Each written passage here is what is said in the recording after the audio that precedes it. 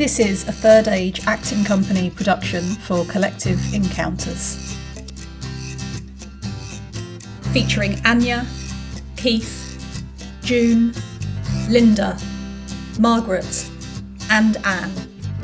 Facilitated by Tessa. My items that have given me resilience through the recent troubling times is books and health magazines. Stories take me away to another time and place where any worries belong to someone else, but I can empathise with them. Good times and celebrations in the story give me a lift, and this helps me to let go of worries about coronavirus and other health problems. The health magazines give me information and ideas on how to cope with situations around my physical and mental health. I have found out about several apps that have been very helpful in these stressful times. I've got a passport, and I'm looking at the passport. It reminds me that we will get through this much happier and more sound. And when I look at the passport, it reminds me of the holidays that we have booked. And every time I feel down, I just look at the passport and it makes me feel happy. I'm on some Facebook groups where people have been sharing stories of the Falklands deployment in 1982. So I've been trying to keep it together that way. Remembering those that have passed away and paying my respects appropriately, knowing that I've survived for a reason, and that is to remember those of our fallen members this year. Here is a picture of my 3 grandchildren. I snuck out to see them, but to take their Easter eggs down and sweets I usually get for them. They had to stay on the step, and I stayed outside their gate. And they were all shouting, nah. And I really had to see them because I was going a bit stir crazy, only for my little doggy here, who's my little world here. But mine really is photograph my family and the new ones coming along. And that gives me strength and gives me hope that we will have a better world and not as selfish and cleaner air. And I just hope that the children, grandchildren and everyone will be a lot happier. And that's all we can do is live in hope. On the 23rd of March 2020, in response to the rapid spread of the novel coronavirus, COVID-19, the UK government announced a lockdown, advising people to stay at home, only going outside for essential purposes. Around the same time, the government also sent a letter to 1.5 million people who were considered to be most at risk of the virus, advising them not to leave home at all for at least 12 weeks. The Third Age acting company is an ensemble of older adults who live in Merseyside. During the lockdown, they have found a way to continue to meet virtually, joining group calls over the internet or the telephone, using this as an opportunity to share their experiences in a variety of creative ways. OMG, a letter from Boris.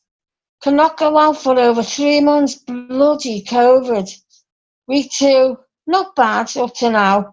Scorching weather. Somebody's looking down on us. Week 4. Fed up a bit now. Eating 3 meals a day with snacks. Oh, better do some more exercise, girl. Week 8.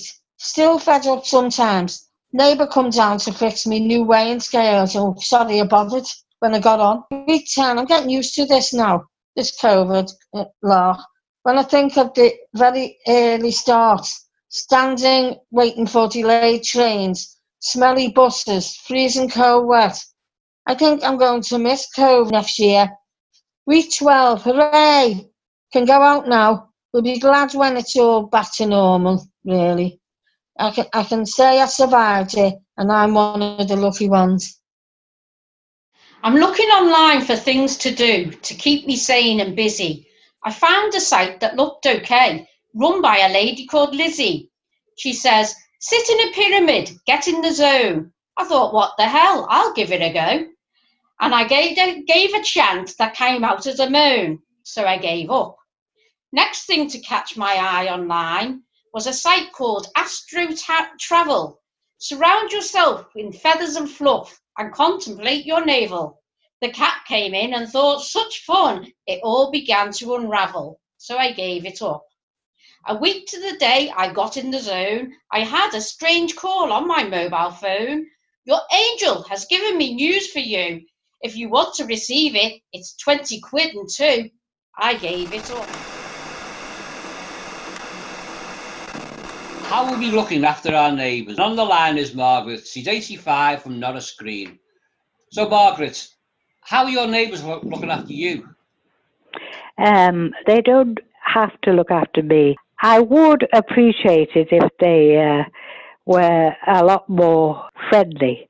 One of my neighbours, she goes out to shop and she has never ever said, would you like a lift or in the car or, help him home with the shopping. Yeah.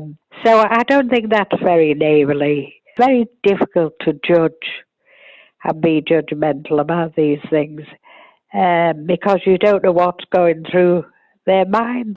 I just got an email from Tom from Netherlands, and he says, I've never really got on with my neighbour as such, but since the lockdown, I've been doing the shopping for him and found him a very entertaining and a knowledgeable chap. What do you think about that?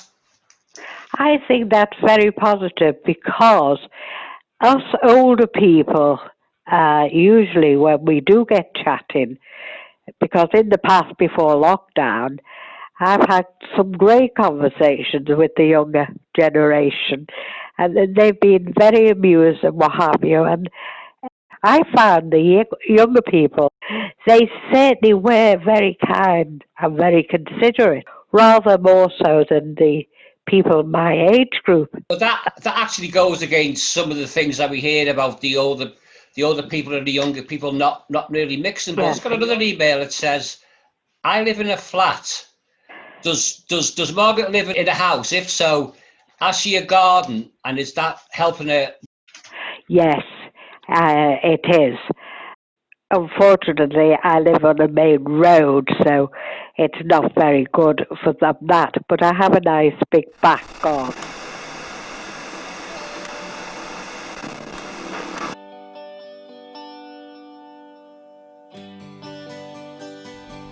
As well as reflecting on what's been happening, members of the third age group have been wondering how this whole experience is going to change our lives forever.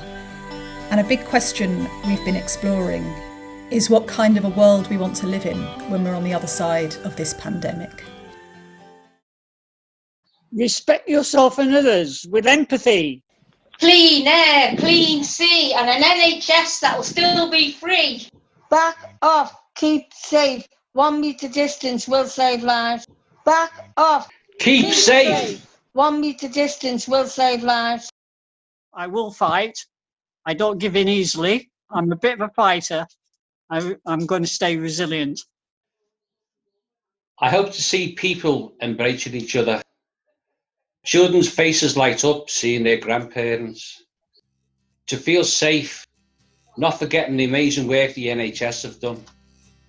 Hoping the government sees sense and stop cutting the NHS budget. If only, I hope. I hope to see people behaving and keeping our distance of 1 metre. I hope to feel then we can all ride out this storm. It will be neater. I hope to hear we have beaten this virus and can go back to work sweeter. I hope I will be able to go to Spain in September, Senorita. I hope to see my invincible shipmates again. I hope to feel safe, well and free from anxiety. I hope to hear from old friends reunited. And I hope that we are all about to get back together to start our drama classes again.